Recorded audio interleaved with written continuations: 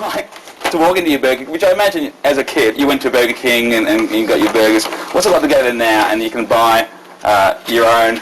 You are thick. Oh, you got your own doll. There's a Kevin comes with a sunglasses case. There we go. What's that like? That must be a little weird. Look, I am Diesel. It's so funny because I try to go to Burger King and like if I want to get one of those CDs that we have for my mom or my grandma or whatever, they sit there and say, "Why are you gonna buy it if you're on the CD? Why don't you just get it for free?" I'm like, "No, might as well buy it. It's no big deal, but it's just weird to see yourself as an action figure." You guys seem to have a great respect for your fans, and the last album you had quite a few songs dedicated to them. Without them, we wouldn't be here.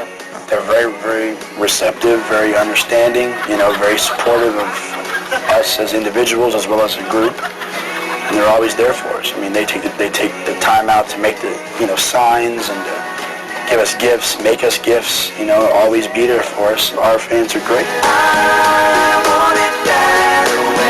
Harry, was it you who said in one interview you like gummy bears and have been haunted ever since? Not so much haunted. We went over to Europe about 5 years ago, and when I was younger I used to love them so much. And we went over to Germany. I was like where they were made. So that was one of the first things I did was give me some gummy bears, and I sent it to one of the magazines. And then next thing you know, like every concert, and we've been picking gummy bears out of our shoes ever since. What are some of the weirdest things you've ever received from fans today? Is it a bit of a Tom Jones underwear thing happening all the time, or what are the Backstreet Boys? I got a cheeseburger thrown up on stage for me back in the day. And I got hit right in the lower rib.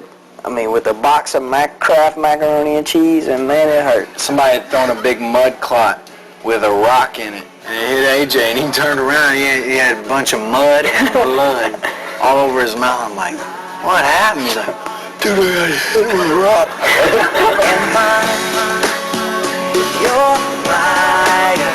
And Nick, I hear you're the resident prankster of the Backstreet Boys. You keep everybody on their toes. Is that correct? We have these like Batman-looking suits, fight suits, whatever.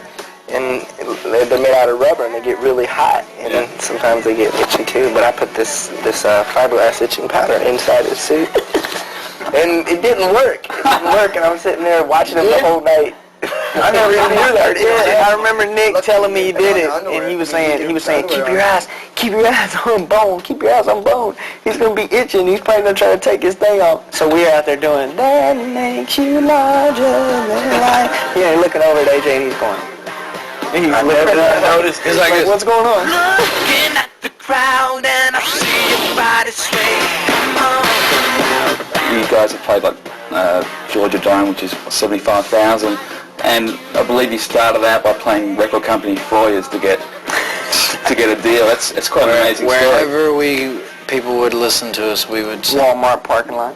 We sang over the intercom of a plane one time. Oh, yeah. Ladies and gentlemen, we're on our way to the Backstreet Boys. Want to sing here? Everybody's like, yeah, right.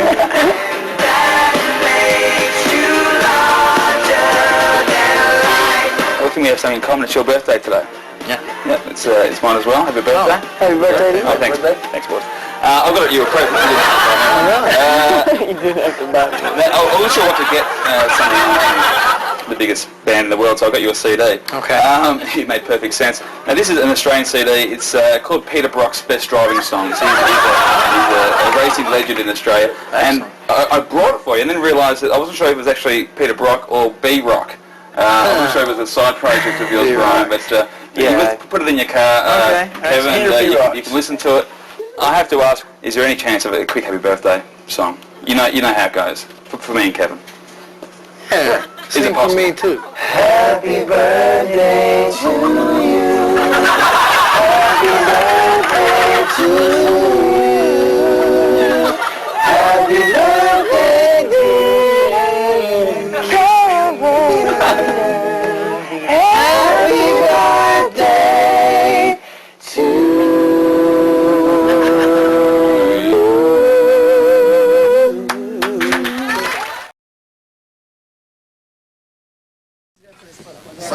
Hi guys. How you doing? I'm Sakin from Much Music. How you doing? Hi, good. Hi.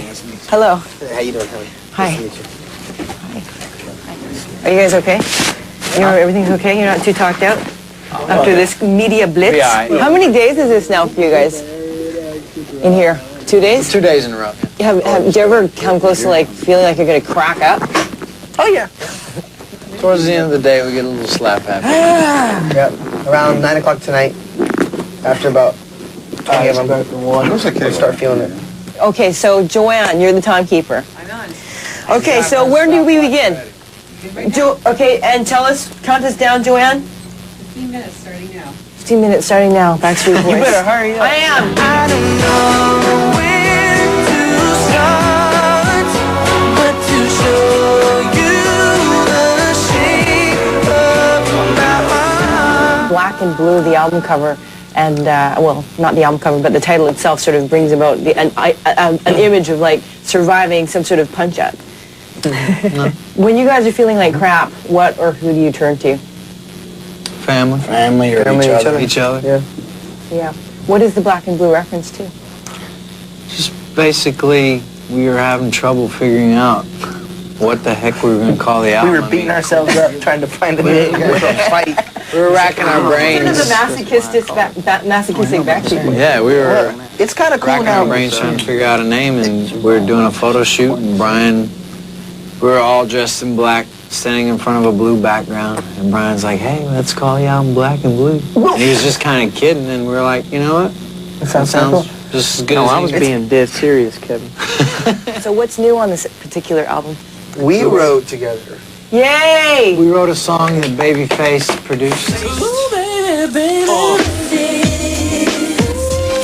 All five of us wrote a song called Time, and Babyface produced it. And he also, it's a 6-part harmony background vocal, and he's actually singing one of the harmony parts. It's kind of cool. We got to work with one of our Was that idols. important for you guys to go, hey, let's make a song Definitely. ourselves? Yes. I think that's like a really good stepping stone for like the future albums to come, is that, you know, hopefully we'll start doing this more often and writing stuff as five as well as individuals. You know, this is our first time doing 2 songs solely as five by ourselves. How was that? Did you go, hey, Howie's being pretty bossy? Or was there... He was. Brian. Brian's kind of bossy. Was Brian the alpha male? Well, I have to Boy, call okay, the shots, focus. you know. No. No, it was Cool Kevin. because the B-baller shot caller. We got a little tiff while we were down in the Bahamas, remember? We always get into this. Actually, no, it was actually a very smooth process. We were all freaked out about it at first, you know, psyching ourselves out, thinking, okay, great. We're gonna kill Us each five are going to go down there, we're going to argue every 5 minutes, and we're not going to get anything done, and we got, you know, like... AJ would always show up late. It was awesome.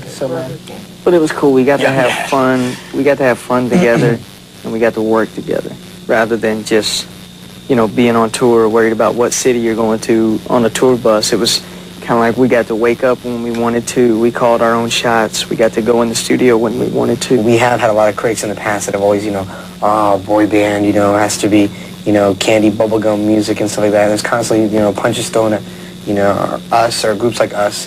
And we're just going to show that, you know, to prove that, yeah, we've taken all the punches and we're still here. Yeah. We're coming out with another album.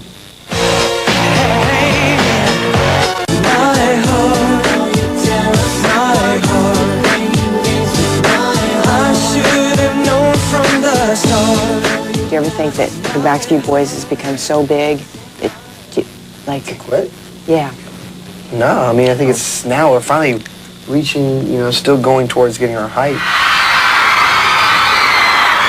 We're the only ones that can stop it, Yeah. honestly. I mean, if the 5 of us sit down one day and say, Brock, I'm done, AJ, I'm done, Howie, I'm done, Kevin, I'm done, and just talk to each other and say, okay, I've had it. We've done 10, 13 albums. We're ready to call it Do a something day. different. But maybe after this album, we go 5 different ways, and then we all get on the phone and decide, let's do another album.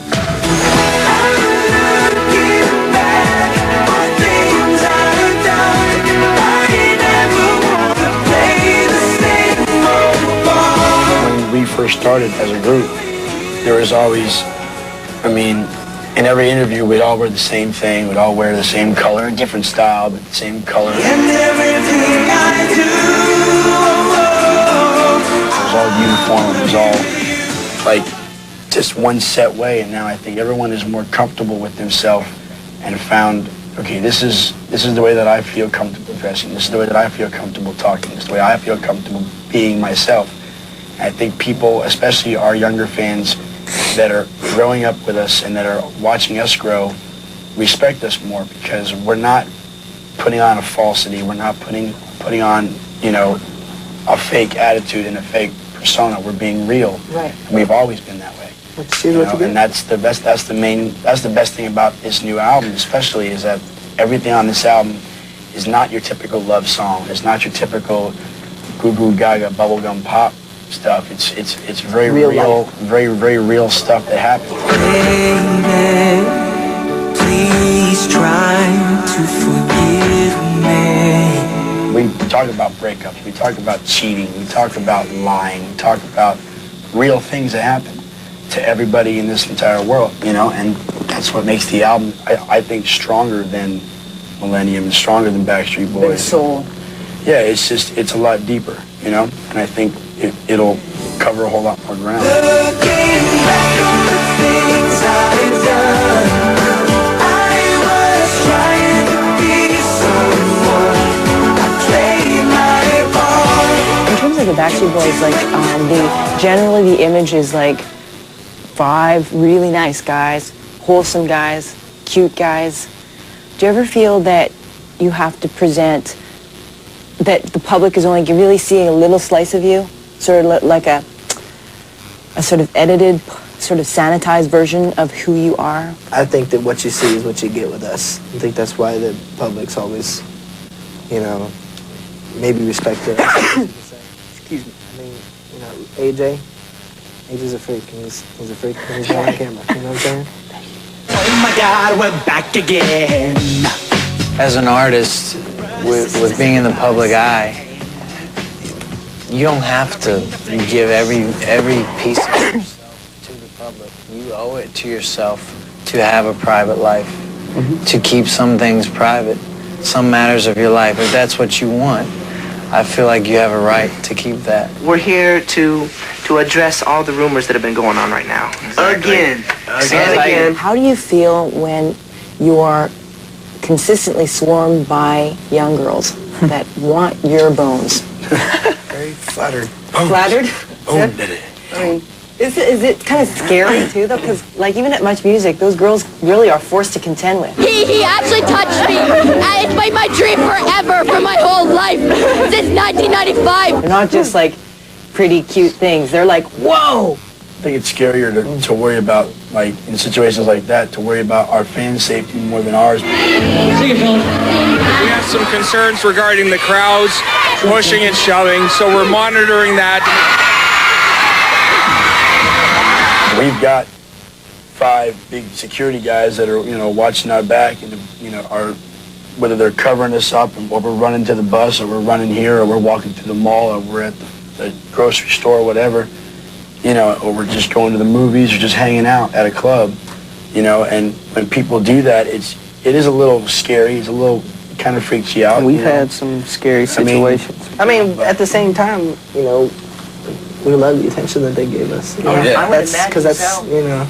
It's a double-edged sword. I would imagine that it's like makes you feel pretty darn good. Oh, yeah. But that also is But pretty intense. sometimes you feel bad because I've been in restaurants before and people working at the restaurants would come up and ask me for an autograph, which might not be the appropriate thing to do from their boss. Their boss's, you know, sake of the shop or the store, and they get fired right in front of you. How have you managed to keep it together? It's the music, man. It's fun making music and blessing people's lives. Taking days. Just counting your blessings, It's being been good thankful. to get back in the studio again. Yeah. I mean, it's like, Try not to take anything for granted. I mean, I think we've been together so long, and we've experienced so many different things of our lives. You know, me in particular, you know, I've experienced a lot of my teenage lives with these guys, all of my teenage lives. Howie, AJ, and myself, we've been together for the past 4.5 years now. Yeah. We used to sing together. They're like family. We're going to do it So, again. Right on. Well, thanks, guys, for talking with us. Looking forward to the big tour and all your stuff. Thank you very much. Thank you. Black and blue. Like a blue. check it out. Wave them flags.